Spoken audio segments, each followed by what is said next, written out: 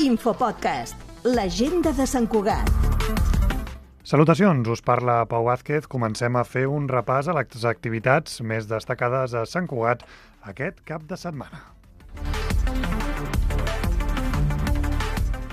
Comencem amb dissabte, dia 21 de març, amb una jornada especialment intensa des de primera hora del matí. A les 10 arrencarà la tercera jornada d'Experiències Úniques 2026, una iniciativa que proposa activitats singulars en diferents espais de la ciutat amb l'objectiu de descobrir Sant Cugat des de diverses perspectives, ja sigui a través de la cultura, el patrimoni o vivències guiades pensades per al públic en general. A la mateixa hora, a les 10 del matí, la plaça d'Octavià acull la Fira de Març dels Artesans de Sant Cugat, una cita ja consolidada que reuneix productors i creadors locals. Durant tot el matí, els visitants hi podran trobar peces d'artesania, productes fets a mà i propostes creatives de proximitat en un ambient obert i familiar al centre de la ciutat.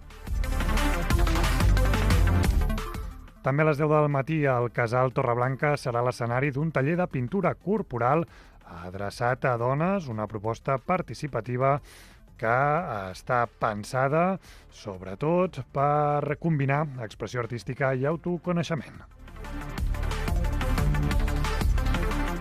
I a les 11 del matí serà el torn de la cultura popular amb la segona jornada del Festival Gatzara de música d'arrel dels Països Catalans, que es farà a la Sala Clavé de la Unió.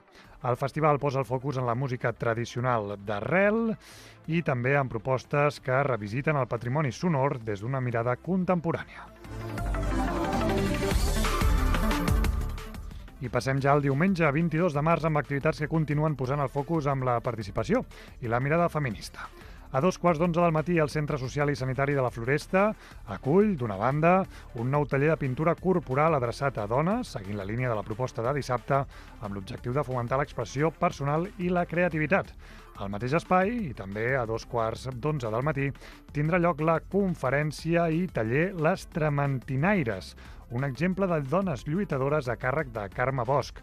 La proposta recupera la figura de les tramantinaires, dones que durant generacions van recórrer el territori elaborant i venent remeis naturals i la reivindica com a referents de coneixement, resistència i autonomia femenina.